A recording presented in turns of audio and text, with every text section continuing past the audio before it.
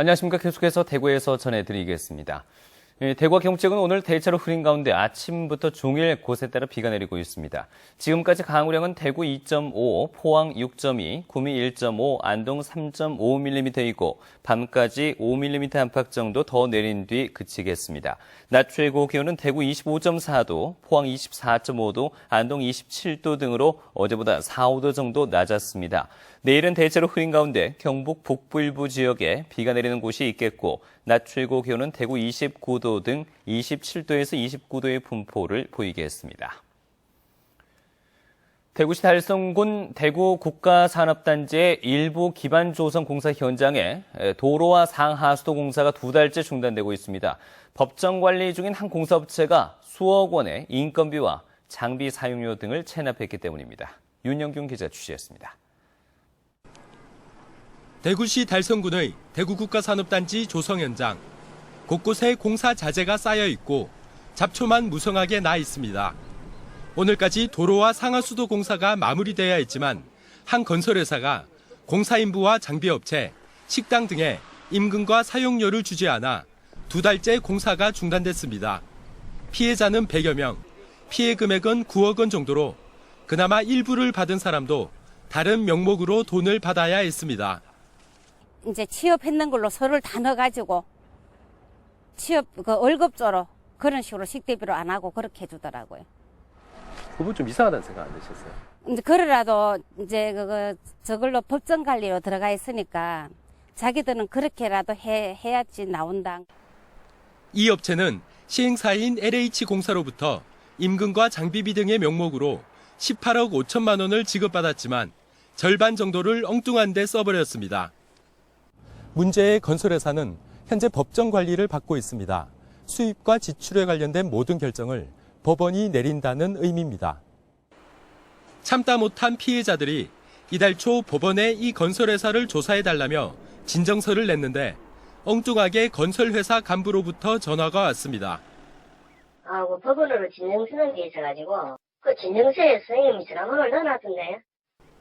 건설회사에게 의릴 수밖에 없는 피해자들은 이중의 피해를 입고 있습니다.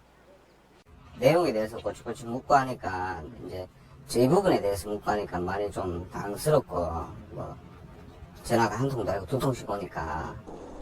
대구지방법원은 임금과 장비 사용료 체불과 함께 진정인 신분 유출 경위 등에 대한 조사에 착수했습니다. MBC 뉴스 윤영균입니다. 대구의 메르스 관리 대상이 많이 줄었습니다. 대구시에 따르면 메르스와 관련한 관리 대상이 자가격리 3명, 능동관리 14명 등 17명으로 어제보다 186명이 줄어들었습니다. 이는 확진 환자 김 씨와 관련된 모든 관리 대상자들이 오늘 새벽 0시 잠복기가 끝나면서 관리 대상에서 해제됐기 때문입니다. 대구 메르스 확진자의 중학생 아들이 최종 음성 판정을 받아 오늘부터 정상 등교해 대구 지역 학생 격리자는 없어졌습니다. 다만 가족 가운데 삼성 서울병원을 갔다 온 학생 1명이 능동 감시자로 모레까지 등교 정지돼 관리되고 있습니다.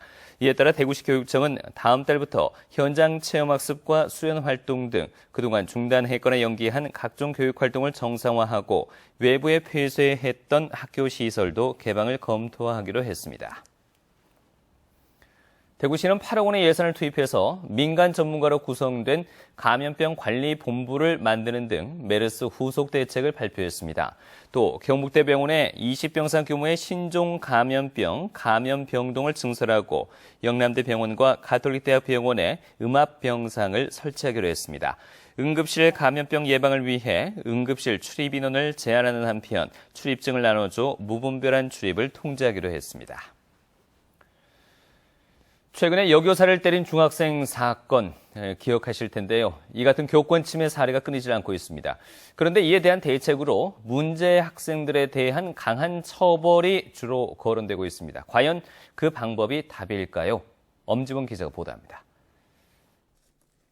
지난 24일 흡연으로 훈계를 받다 교무실에서 담임교사를 때린 안동의 중학생부터 지난 5월 수업 방해를 제지한다며 교사를 주먹과 발로 때린 구미의 고등학생과 수업 중 교실에 들어가 뺨을 때리고 머리채까지 잡은 대구의 초등학교 학부모까지 폭행 대상은 모두 30, 40대 여교사였습니다.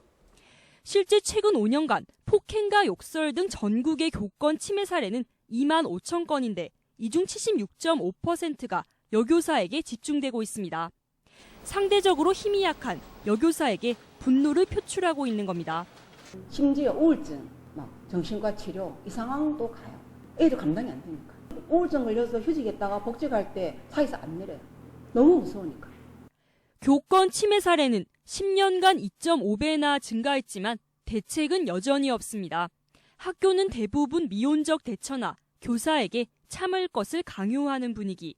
교사 73%가 교권 침해가 심각하지만 절반 이상인 61.5%가 별다른 대처 없이 참고 넘어간다고 대답했습니다.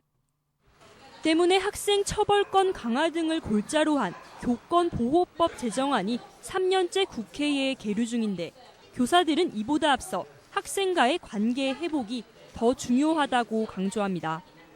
행정적 업무와 성적 경쟁에 밀려 선생과 제자 간 신뢰 쌓기가 어렵다는 것.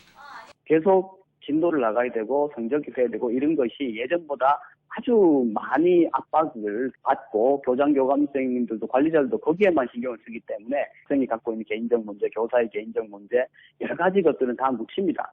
지난주 폭행 사건이 발생한 안동의 중학교는 강제 전학 등 엄한 처벌 대신 출석 정지 조치로 해당 학생이 지속적인 심리 치료를 받을 수 있도록 했습니다. MBC 뉴스 엄지연입니다. 비수도권 14개 시도지사와 지역국회의원으로 구성된 지역균형발전협의체에 따르면 오늘까지 수도권 규제 완화 반대 서명운동에 765만 명이 참여했습니다. 당초 서명운동은 이달까지 1,000만인 서명운동을 목표로 했지만 최근 메르스 확산에 따른 서명활동 제한으로 기간의 연장 필요성이 제기돼 다음 달까지 서명을 한 달간 더 받은 뒤 8월 중 국회와 정부에 서명부를 전달할 예정입니다. 경상북도가 500여 년 만에 30유사 목판을 다시 새기는 작업을 합니다. 경상북도는 군의군, 한국국학진흥원 등과 함께 2017년까지 30억 원을 들여서 30유사 목판 3개를 만들기로 하고 30유사 전문 목판장 8명을 최종 선발하고 1차적으로 다음 달부터 조선 중기 판본을 새기기 시작해 오는 11월 끝낼 계획입니다. 판각된 3개 목판 세트는 신도청과 군의군, 한국국학진흥원 등에 각각 보관하며 일반인들에게 공개합니다. 대구문화방송의 보도로 알려진 서울대 규장각에 보관 중인 경상가명 목판인 영영장판의 지역 이관을 위해선 경상가명 복원과 연계해 추진해야 한다는 주장이 나왔습니다. 지금까지 대구에서 전해드렸습니다. 고맙습니다.